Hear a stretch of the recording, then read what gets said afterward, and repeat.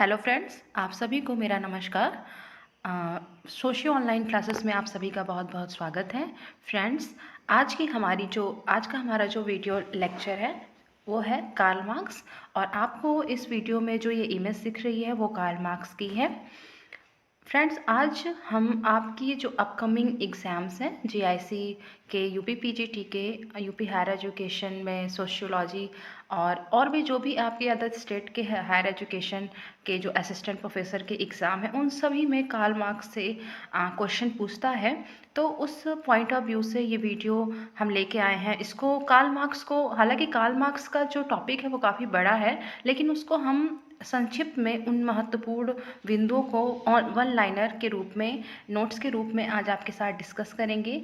I hope friends कि ये video आप लोग के लिए काफ़ी बेनिफिशियल साबित हो। तो हम स्टार्ट करते हैं आज का ये जो हमारा टॉपिक है कार्ल मार्क्स। फ्रेंड्स, अगर कार्ल मार्क्स की बात की जाए तो सामाजिक विचारधारा के क्षेत्र में ऐसे बहुत ही कम विचारक हुए हैं जिन्होंने अपने भविष्य के समाज और जीवन को सर्वाधिक प्रभावित किया हो। कार्ल मार्क्स जो थे वो ऐसे विचारक थे जिनके चिंतन को आगे जिनके चिंतन को आगे आने वाली पीढ़ी सम्मान और श्रद्धा के साथ देखती है। इसीलिए कार्ल मार्क्स को एक ऐसा सितारा भी कहा जाता है जिसकी चमक दिन प्रतिदिन बढ़ती जा रही है। कार्ल मार्क्स एक बहुत ही इम्पॉर्टेंट टॉपिक है फ्रेंड्स। इसी क्रम में साम्यवाद के संस्थापक और व्याख्याकार कार्ल मार्क्स को इसीलिए आज अत्यंत महत्व प्रदान किया जाता है। कार्ल मार्क्स ने जो विचार प्रतिपादित किए थे वे सामाजिक और आर्थिक जीवन को नवीन और ठोस आधार प्रदान करने में सफल हुए। आज जिस वैज्ञानिक समाजवाद की चर्चा होती है, कार्ल मार्क्स उस विचारधारा के प्रतिपादक थे। यही कारण है फ्रेंड्स कि कार्ल मार्क्स को वैज्ञानिक समाजवाद का पिता भी कहा जाता है। तो ये यहाँ पे ये पॉइंट आप ध्यान में रखिएगा कि कार्ल मार्क्स को वैज्ञानिक समाजवाद का पिता भी कहा जाता है। आज विश्व में मार्क्स के विचारों का प्रभाव हर तरफ दृष्टिगोचर होता है। आज के समस्त श्रमिक और क्रांतिकारी आंदोलनों को मार्क्स के विचारों से ही प्रेरणा प्राप्त होती है। यही कारण है कि कार्ल मार्क्स को अंतर्राष्ट्रीय सर्वहारा का महान शिक्षक और नेता कहा जाता है। कार्ल मार्क्स का फ्रेंड्स पूरा नाम था Karl Heinrich Marx. Karl Marx का जन्म 5 मई 1818 को प्रशिया के राइन प्रांत के ट्रियर नगर में यहूदी परिवार में हुआ था और इनकी मृत्यु 14 मार्च 1883 को हो गई थी।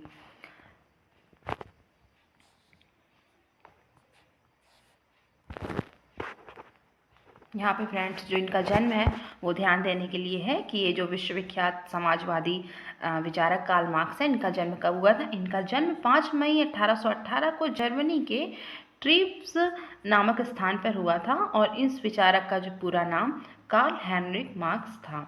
ठीक है, तो ये इम्पॉर्टेंट है, इनका जन्म कब हुआ, इनकी मृत्यु कब हुई और ये कहाँ के थे, ये चीज़ आपको याद रखनी होगी। और फिर बात करें कि इनके पिता की। कार्ल मार्क्स के पिता का पूरा नाम हर्शल मार्क्स था। हर्शल मार्क्स जो थे वो यहूदी थे और वे वकालत करते थे। तो कार्ल मार्क्स के पिता का फ्रेंड्स नाम था हर्शल मार्क्स। ये आप लोग ध्यान रखिएगा, हमने यहाँ पे लिखा नहीं लेकिन आप नोट कर लीजिएगा इससे। उसके बाद इसी क्रम में हम आगे बढ़ते हैं।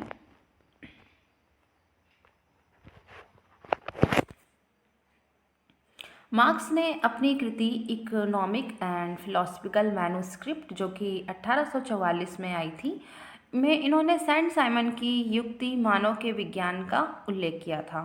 यहाँ पे ये लाइन ध्यान देने के लिए है कि मार्क्स ने अपनी कृति इकोनॉमिक एंड फिलोसफिकल मैन्युस्क्रिप्ट जो कि 1844 में पब्लिश हुई थी, इसमें इन्होंने सेंट साइमन की युक्ति मानव के विज्ञान का उल्लेख किया था। फ्रेंड्स, क्वेश्चन बन सकता है कि मानव के विज्ञान का उल्लेख किसने किया था? तो आप बताओगे मानव के विज्ञान का उल्लेख मार्क्स ने किया था। ये सेंट साइमन की युक्ति थी और ये जो युक्ति थी सेंट साइमन की, इसको इन्होंने किया था, इसका उल्लेख इन्होंने किया था अपनी महत्वपूर्ण कृति इकोनॉमिक एंड फिलोसफिकल मैन्युस्क्रिप्ट में। तो कार्ल मार्क्स की ये कृति भी इम्पॉर्टेंट है और इन्होंने मानव के विज्ञान का उल्लेख किया जो कि सेंट साइमन की युक्ति थी, ये भी काफ़ी महत्वपूर्ण है, इसको आप लोग नोट जरूर कर लीजिएगा। फिर इसी क्रम में हम लोग आगे बढ़ते हैं। कार्ल मार्क्स को वैज्ञानिक समाजवाद का पिता कहा जाता है। ये काफ़ी इम्पॉर्टेंट है कि वैज्ञानिक समाजवाद का पिता किसे कहा जाता है, तो आप बताएंगे कार्ल मार्क्स को वैज्ञानिक समाजवाद का पिता कहा जाता है। कार्ल मार्क्स ने सर्वप्रथम जगत की प्रकृति का अध्ययन किया। इसके पश्चात उन्होंने उसी में उन तथ्यों का अन्वेषण किया जिनके द्वारा समाज की रचना होती है। इस प्रकार के विचार द्वंद्वात्मक भौतिकवाद के नाम से प्रसिद्ध हैं। इनका जो सिद्धांत है द्वंद्वात्मक भौतिकवाद, वो काफ़ी इम्पॉर्टेंट है और आपने इसको ग्रेजुएशन में पढ़ा होगा, मास्टर्स की क्लासेस में पढ़ा होगा। जब आपने कार्ल मार्क्स को पढ़ा होगा तो द्वंद्वात्मक भौतिकवाद की ये जो बात करते हैं, तो द्वंद्वात्मक भौतिकवाद का जो इनका विचार है ये काफ़ी इम्पॉर्टेंट है। इनका जो सिद्धांत है इसको आप लोग देखिएगा, तो ये लाइन इस परिप्रेक्ष्य में महत्वपूर्ण है। फिर इसी क्रम में आगे बढ़ते हैं। मार्क्स के अनुसार श्रम के विभाजन के विभिन्न स्तरों का आधार संपत्ति के प्रमुख 4 प्रकार हैं। यहाँ पे इससे भी काफ़ी क्वेश्चन बनता है कि मार्क्स कहते हैं कि श्रम विभाजन के विभिन्न स्तरों का आधार संपत्ति के प्रमुख 4 प्रकार हैं और ये 4 प्रकार इन्होंने बताया है। पहला बताया जनजातीय संपत्ति, दूसरा सामुदायिक संपत्ति, तीसरा सामंतवादी संपत्ति और चौथा इन्होंने बताया है आधुनिक पूंजीवादी संपत्ति। क्वेश्चन बन सकता है कि श्रम विभाजन के आधार पर संपत्ति के कार्ल मार्क्स ने कितने प्रकार बताए हैं, तो आप बताओगे 4 प्रकार बताए हैं। 4 प्रकार में कौन कौन से प्रकार हैं, तो पहला है जनजातीय, दूसरा है सामुदायिक संपत्ति, तीसरा है सामंतवादी संपत्ति और चौथा है आधुनिक पूंजीवादी संपत्ति। नेट के क्वेश्चन में इस तरह से पूछ सकता है कि मार्क्स ने कितने प्रकार के संपत्तियों की चर्चा की है। एक ये क्वेश्चन बन सकता है 4 प्रकार के, प्लस इसमें से दे देगा आपको अरेंज करने के लिए, या कोई इसमें से एक रॉन्ग कर देगा और उसमें आपको बताना होगा, या इसके नाम को सेट करने के लिए क्वेश्चन आ जाता है। वो आप पेपर दिए होगे तो समझ रहे होगे किस तरीके से रहता है, तो अरेंज करने के लिए कभी कभी आ जाता है। तो इसलिए आपको जानना इम्पॉर्टेंट है कि कार्ल मार्क्स ने कितने प्रकार की संपत्ति की चर्चा की है। ठीक है, तो ये महत्वपूर्ण है, इसको आप लोग ध्यान में रखिएगा और लिखिएगा जरूर। फिर इसी क्रम में आगे बढ़ते हैं। मार्क्स ने इतिहास की भौतिकवादी व्याख्या के अनुसार अब तक के मानवीय इतिहासों को 5 भागों में विभाजित किया। ये मोस्ट इम्पॉर्टेंट है, इससे बहुत क्वेश्चन बनते हैं कि मार्क्स ने कितने मानवीय इतिहास को कितने भागों में विभाजित किया है, ये तो इसको आप लोग ध्यान में रखिएगा। इससे बहुत बार क्वेश्चन भी आया है। पुराना प्रश्न पत्र आप समाजशास्त्र का उठा के देखेंगे, जो भी रिलेटेड एग्जाम्स हुए हैं अभी तक के, तो उसमें आपको मिलेंगे जरूर क्वेश्चन। तो मार्क्स ने इतिहास की भौतिकवादी व्याख्या के अनुसार अब तक के मानवीय इतिहास को 5 भागों में बांटा है। पहला इन्होंने बताया है आदिम साम्यवादी युग, दूसरा इन्होंने दासत्व युग बताया है, तीसरा इन्होंने सामंतवादी युग बताया है और चौथा फ्रेंड्स इन्होंने पूंजीवादी युग बताया है और पांचवा इन्होंने आधुनिक साम्यवादी युग बताया है। तो ये मोस्ट इम्पॉर्टेंट है, इसको या तो अरेंज करने के लिए दे देता है या पूछता है कितने भागों में बांटा है, 1 2 4 6 5 इस तरीके से, हाँ 5 इस तरीके से पूछ लेगा। या फिर ये आप जो यहाँ पे देख रहे हो जो नाम दिया हुआ है 5 भाग में जो विभाजित किया, उसमें से किसी एक को मिस कर देगा और उसको सही बताने के लिए पूछेगा। मतलब बहुत तरीके से एग्जामिनर क्वेश्चन से पूछ सकता है। तो कहने का तात्पर्य यहाँ पे यही है कि आप इन 5 जो भाग विभाजित किया है मानवीय इतिहास को मार्क्स ने, उसको आप लोग ध्यान से देखिएगा और इसको कॉपी में ज़रूर नोट करिए क्योंकि इससे प्रश्न आते हैं। अब इसी क्रम में हम लोग आगे बढ़ेंगे। अब फिर आता है, इन्होंने कार्ल मार्क्स ने अतिरिक्त मूल्य का सिद्धांत भी दिया था। अतिरिक्त मूल्य का सिद्धांत बहुत ही महत्वपूर्ण सिद्धांत है कार्ल मार्क्स का। कार्ल मार्क्स कहते हैं कि पूंजीपतियों द्वारा श्रमिकों का जिस प्रकार शोषण किया जाता है उसे मार्क्स ने अतिरिक्त मूल्य के सिद्धांत के द्वारा समझने का प्रयास किया है। मार्क्स ने लिखा है, किसी वस्तु का विनिमय मूल्य और उसके उत्पादन में लगाए गए श्रम की मात्रा पर निर्भर करता है। इस प्रकार मूल्य जो है वह श्रम से बनता है। इसी क्रम में मार्क्स कहते हैं कि श्रम से उत्पन्न हुए मूल्य तथा उस श्रम के बदले श्रमिक को मिलने वाले मूल्य का अंतर ही अतिरिक्त मूल्य है। श्रमिक अपने परिश्रम से जितना मूल्य उत्पन्न करता है, पूंजीपति उसे उसके श्रम के बदले में उतनी मजदूरी ना देकर उसे उससे कम देता है। ठीक है, कहने का तात्पर्य है कि श्रमिक अपने परिश्रम से जितना मूल्य उत्पन्न करता है, पूंजीपति उसे उसके श्रम के बदले में उतनी मजदूरी ना देकर उससे कम देता है। तो ये अतिरिक्त मूल्य का जो सिद्धांत इन्होंने कार्ल मार्क्स ने दिया, ये बहुत इंपॉर्टेंट है और अक्सर परीक्षा में आता है कि अतिरिक्त मूल्य का सिद्धांत किसने दिया है, किसके द्वारा प्रतिपादित किया गया, कि किसका है, इसमें क्या है। तो ये आप लोग देख लीजिएगा, अतिरिक्त मूल्य का सिद्धांत जो मार्क्स ने दिया है। उसके बाद फिर आगे बढ़ते हैं। मार्क्स कहते हैं इतिहास में परिवर्तन का आधार आर्थिक है। उन्होंने इतिहास की आर्थिक व्याख्या कहकर संबोधित किया है। ये मोस्ट इम्पॉर्टेंट है कि मार्क्स कहते हैं जो इतिहास में परिवर्तन का आधार है वो आर्थिक है, ये आर्थिक है और उन्होंने इतिहास की आर्थिक व्याख्या कहकर इसे संबोधित, ये मोस्ट इम्पॉर्टेंट है कि मार्क्स इतिहास में परिवर्तन का आधार किसे मानते हैं, तो आप बताओगे आर्थिक। इसको बहुत, या इतिहास की आर्थिक व्याख्या किस विद्वान, किस सामाजिक विचारक या समाजशास्त्री ने की है, तो ये की है कार्ल मार्क्स ने। तो इसको आप लोग बहुत ध्यान दीजिएगा और इसको अपने कॉपी में ज़रूर लिखिएगा, ये बहुत ही इंपॉर्टेंट है और इससे कई बार प्रश्न पूछे जा चुके हैं। और फिर आगे बढ़ेंगे इसी क्रम में। कार्ल मार्क्स ने कहा, भौतिकवादी विचारधारा द्वंद्वात्मक इसलिए है कि वाद, प्रतिवाद एवं संवाद की प्रक्रिया से गुजरती है। ठीक, इन्होंने 3 भागों में बांटा है अपने भौतिकवादी विचारधारा, जो इनका द्वंद्वात्मक भौतिकवादी विचारधारा, इसमें इन्होंने वाद, प्रतिवाद और संवाद की प्रक्रिया से गुजरती है, 3 भागों में बांटा है। तो कार्ल मार्क्स की जो ऐतिहासिक भौतिकवाद की द्वंद्वात्मक व्याख्या है, उसमें वाद, प्रतिवाद और संवाद, ये 3 बातें इन्होंने बताई हैं। तो इसको आप लोग ज़रूर नोट करिएगा कि पूछ सकता है कि वाद, प्रतिवाद और संवाद की प्रक्रिया की बातों की किसने चर्चा की है, तो वो कार्ल मार्क्स ने ऐतिहासिक भौतिकवादी विचारधारा में बताया है। ठीक है, ये आप लोग नोट कर लीजिएगा। फिर आगे बढ़ते हैं इसी क्रम में। कार्ल मार्क्स ने वर्ग संघर्ष के सिद्धांत के अंतर्गत मानव समाज की ऐतिहासिक विवेचना करते हुए लिखा है कि आजकल प्रत्येक समाज शोषक और शोषित वर्गों के विरोध पर आधारित है। यहाँ से क्वेश्चन यह बन सकता है कि शोषक और शोषित जैसे टर्म का यूज़ किसने किया, तो शोषक और शोषित जैसे टर्म का यूज़ किया था कार्ल मार्क्स ने। इन्होंने वर्ग संघर्ष का जब सिद्धांत दिया था तो उन्होंने कहा कि मानव समाज की ऐतिहासिक विवेचना को देखते हुए, करते हुए बताया था कि आजकल प्रत्येक समाज दो वर्गों में बटा होता है, शोषक और शोषित, और ये दोनों हमेशा एक दूसरे का विरोध करते रहते हैं।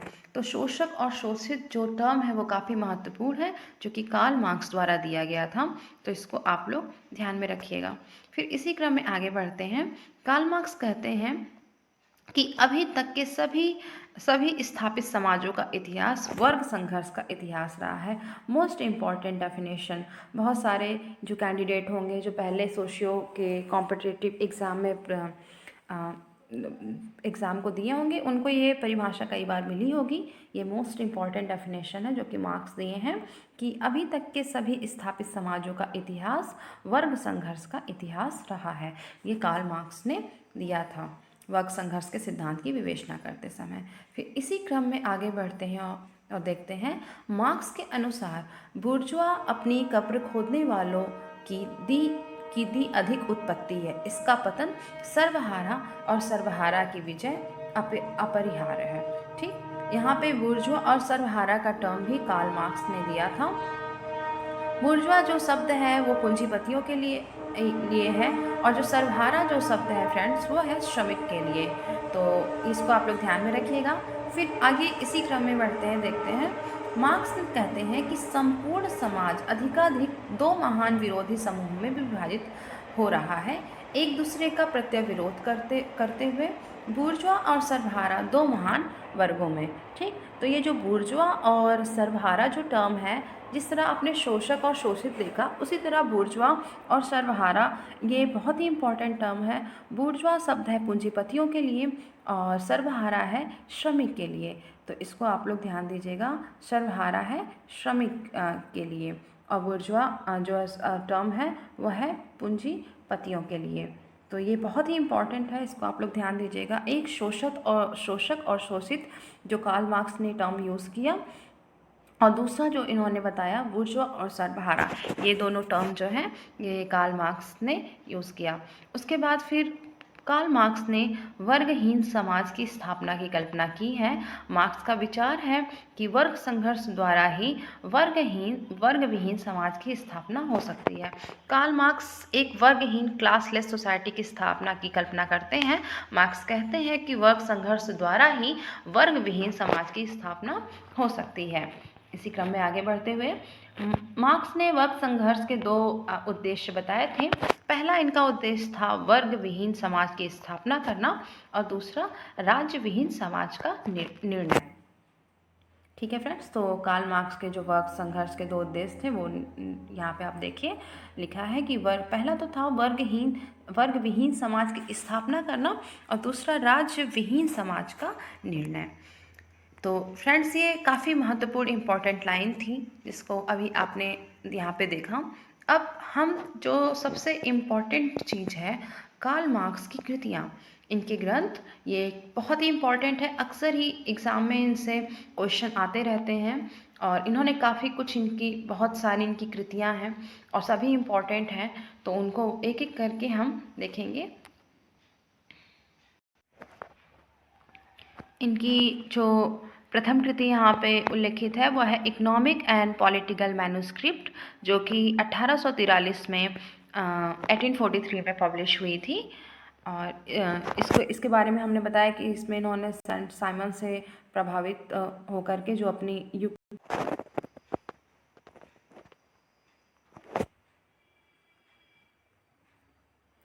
हाँ, इकोनॉमिक एंड पॉलिटिकल मैन्युस्क्रिप्ट जो 1843-44 में पब्लिश हुई थी। ये इसमें ये सेंट साइमन के मानव के विज्ञान की जो सेंट साइमन की जो युक्ति थी उसमें इन्होंने मानव के विज्ञान के बारे में जो बताया था उससे रिलेटेड इनकी पहली कृति है इकोनॉमिक एंड पॉलिटिकल मैन्युस्क्रिप्ट।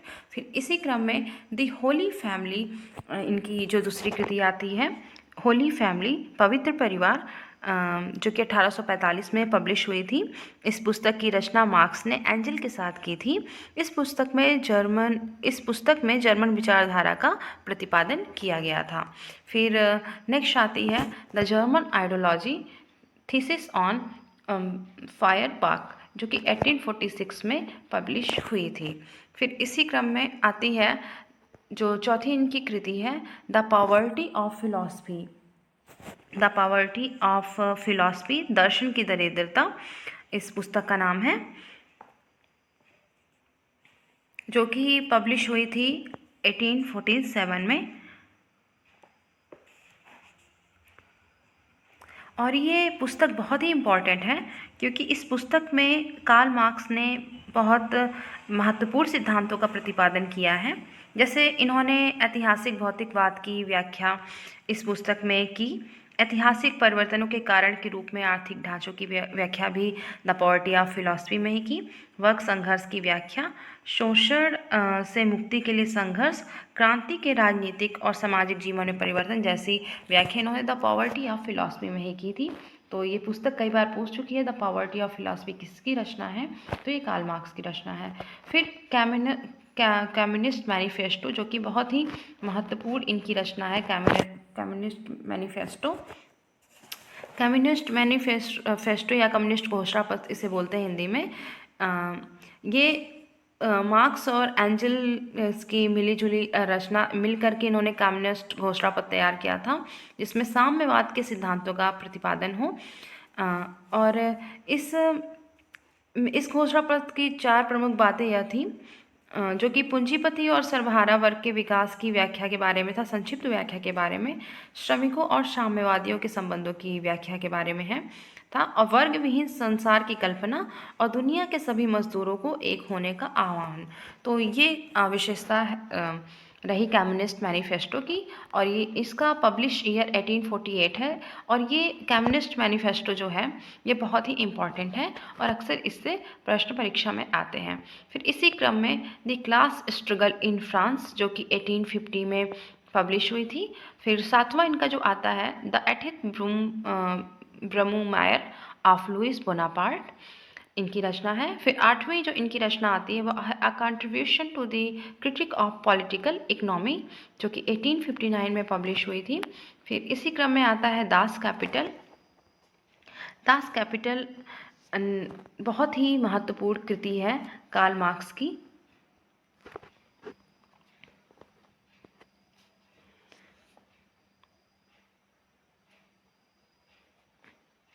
यह जो पुस्तक थी वह 3 भागों में प्रकाशित हुई थी। पहले भाग का प्रकाशन मार्क्स के जीवन काल में ही हो गया था 1867 में, और अन्य 2 भागों का प्रकाशन मार्क्स नहीं कर पाए थे, जो कि उनके जीवन काल में नहीं हो सका था। और इन 2 भागों का प्रकाशन उनकी मृत्यु के बाद 1885 में हुआ। और इस पुस्तक में कार्ल मार्क्स ने 3 तथ्यों की विवेचना की थी। जो पहला तत्व था, जो बात थी, वो थी अतिरिक्त मूल्य का विचार, और दूसरा था पूंजी संचय की प्रक्रिया, और तीसरा था श्रमिकों का शोषण। और दास कैपिटल बहुत ही महत्वपूर्ण पुस्तक मानी जाती है, बहुत ही महत्वपूर्ण है ये। और ये अक्सर परीक्षा में आती है कि दास कैपिटल की रचना किसने की है, दास कैपिटल किसकी पुस्तक है। तो यह रचना है, एक महत्वपूर्ण रचना है कार्ल मार्क्स की। फिर 10वें क्रम पे आता है the civil war in France, जो कि 1871 में पब्लिश हुई। फिर 11वीं इनकी रचना आती है a critique of Gotha programme, 1875 में यह पब्लिश हुई। फिर जो दास कैपिटल के वॉल्यूम 2 और 3 इनकी मृत्यु के बाद पब्लिश हुए थे वो 1885, और लास्ट जो पब्लिश हुई थी वो 1894 में।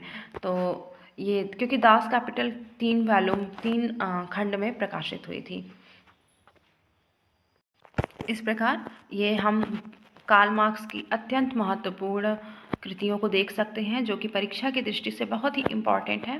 इसको आप लोग अपनी कॉपी में लिख के इसको रिवीजन करते रहिएगा, और इसका पब्लिश ईयर आप लोग ज़रूर याद करिए, क्योंकि कभी कभी इसका पब्लिश ईयर भी ग्रंथों का पूछ लेता है, और यह क्रम में लगाने के लिए वो पूछ लेता है कि कौन सा ग्रंथ कब प्रकाशित हुआ, पहले नंबर पे कौन था, दूसरे नंबर पे कौन था, इस तरीके के प्रश्न पूछ लेते हैं। तो इस पॉइंट ऑफ व्यू से यहाँ पे पब्लिश ईयर महत्वपूर्ण होता है, इसलिए हमें इसे ध्यान में रखना चाहिए। फिर इसी क्रम में हम आगे बढ़ेंगे। मार्क्स ने संपूर्ण समाज को आर्थिक संरचना और अधिसंरचना में बांटा है। ये दोनों संरचना एक दूसरे पर आश्रित हैं। मार्क्स ने संपूर्ण समाज को दो भागों में बांटा। पहला है आर्थिक संरचना और दूसरा है अधिसंरचना। ये दोनों संरचना एक दूसरे पर आश्रित होते हैं। तो प्रश्न आ सकता है कि मार्क्स ने संपूर्ण समाज को कितनी भागों में विभाजित किया है, तो 2 भागों में विभाजित किया है, आर्थिक संरचना और अधिसंरचना। इसी क्रम में यहाँ पे हम लोग समझेंगे आर्थिक संरचना में कौन से भाग आते हैं और अधिसंरचना में कौन से भाग आते हैं, क्योंकि इससे काफ़ी प्रश्न पूछे जा चुके हैं, इसलिए यहाँ पे जानना इम्पोर्टेंट है। तो कार्ल मार्क्स ने आर्थिक संरचना के भीतर उत्पादन के साधन, आर्थिक संरचना के भीतर उत्पादन के साधन, संपत्ति के संबंध, श्रम विभाजन और वर्ग आते हैं, जिन्हें मार्क्स ने उत्पादन की शक्तियाँ कहा है। ये बहुत ही इंपॉर्टेंट है, क्वेश्चन बन सकता है कार्ल मार्क्स ने आर्थिक संरचना के अंदर किस अंतर्गत कौन कौन सी तत्वों को बताया है या उल्लेख किया है। तो ये सारी बातें जो यहाँ पे देखिए आप, आर्थिक संरचना के भीतर उत्पादन के साधन, संपत्ति संबंध, श्रम विभाजन और वर्ग आते हैं, जिन्हें मार्क्स ने उत्पादन की शक्तियाँ कहा है।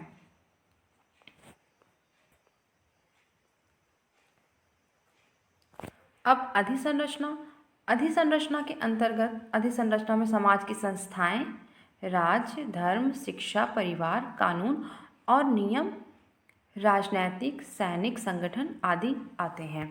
तो प्रश्न ऐसे पूछता है कि जैसे आपने अभी देखा आर्थिक संरचना और अधिसंरचना, जैसे आपने यहाँ पे आर्थिक संरचना में देखा कि इसके भीतर कौन कौन सी बातें आती, कौन कौन से तत्व आते हैं, तो आपने संपत्ति, उत्पादन के साधन, संपत्ति, संबंध आदि जो है तत्वों को देखा। तो इस तरह से प्रश्न पूछ सकता है कि आर्थिक संरचना में कौन से तत्व आते हैं, तो इसको इसको पूछ सकता है इसमें।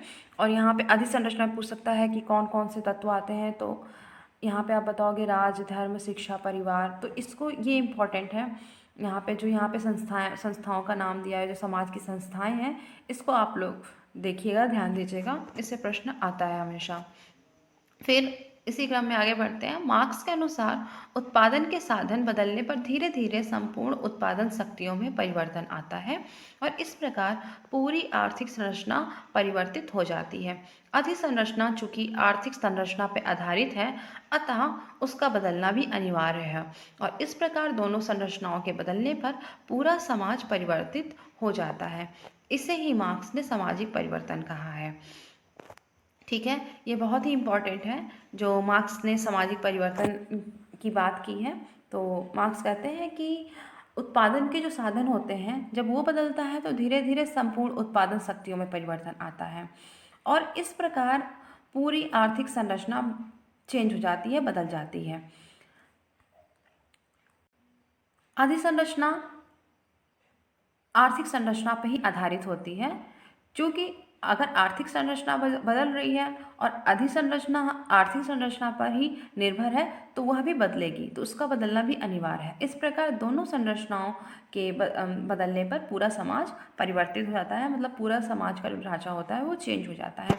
इसे ही मार्क्स ने सामाजिक परिवर्तन कहा है। तो ये था कार्ल मार्क्स से संबंधित इम्पॉर्टेंट जो भी पॉइंट था हमने यहाँ पे डिस्कस किया और बहुत ही संक्षिप्त में इसको जो महत्वपूर्ण बातें थी हमने बताने की कोशिश की, जो परीक्षा के पॉइंट ऑफ व्यू से इम्पॉर्टेंट थी।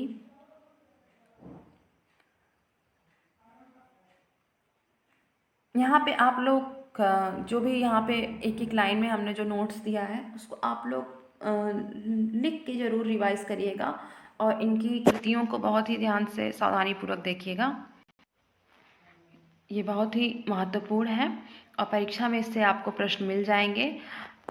कार्ल मार्क्स को अगर हम देखें तो कार्ल मार्क्स की जो टॉपिक है वो काफ़ी बड़ी है, उसको यहाँ पे हमने बहुत ही शॉर्ट में बस महत्वपूर्ण बिंदुओं पर चर्चा किया है और ये बस परीक्षा की दृष्टि से हमने यहाँ पे आपको एक वन लाइनर नोट्स प्रोवाइड करने की कोशिश की है।